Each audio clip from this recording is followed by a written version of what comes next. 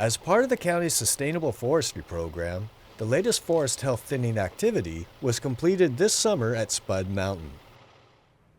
The county owns many acres of forest land, and we have about 4,500 acres in the Sustainable Forestry Management Program. The county pursues certification for our forests, including the Forest Stewardship Council and the Sustainable Forestry Initiative. When I came onto the county about 9 years ago, I did an inventory on our Spud Mountain property, and that indicated that we should do a thinning in between 8 to 10 years from then. So after another evaluation, it was time to do some thinning. Selective thinning allows the remaining trees to receive more resources, such as sunlight and water, and reduces fuel loading and wildfire risk.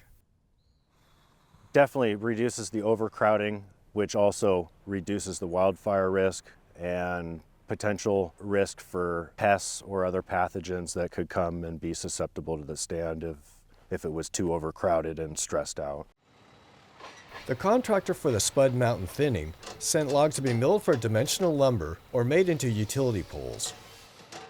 And then the county reserved a certain number of trees for habitat logs or large wood for the East Fork Lewis River Reconnection project.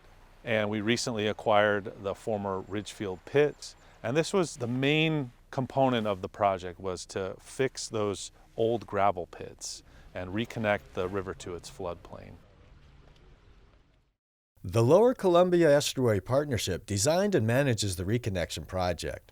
To work in the river channel and gravel pits, the river was temporarily diverted to the right or the north side. This was done in the drier, low flow of summer.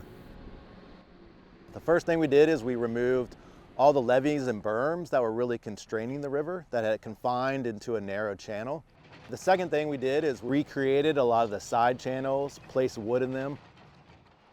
Historically, the site would have been packed with fallen trees. Those were removed to keep the river moving and the stream away from the gravel pits. Over the years, this practice led to bank erosion and a loss of habitat. The project aims to install over 5,000 logs. And those are important for 3 reasons. The first is that they slow the water down and they spread it out across the floodplain, so they help direct the water in beneficial ways. They also provide direct habitat for salmon, steelhead, and lamprey. Juveniles and adults will hide beneath those logs and in the pools that they create.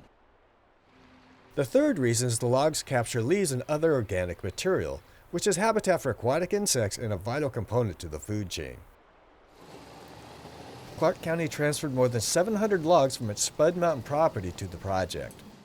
The remainder of the logs are from other local sustainably managed forests, as well as trees that had to be removed in the construction process. We designed the habitat structures to look as natural and function as naturally as possible, but they're also highly engineered to ensure that they stay on site and they don't float downstream. There's 13 different types of structure, and they are anchored by either burying them in the bank or we have vertical pile logs that they are attached to, and that helps keep them in place. During this first construction window, 5 of the 8 gravel pits were filled. So next year we'll come back. The river can stay in its main channel.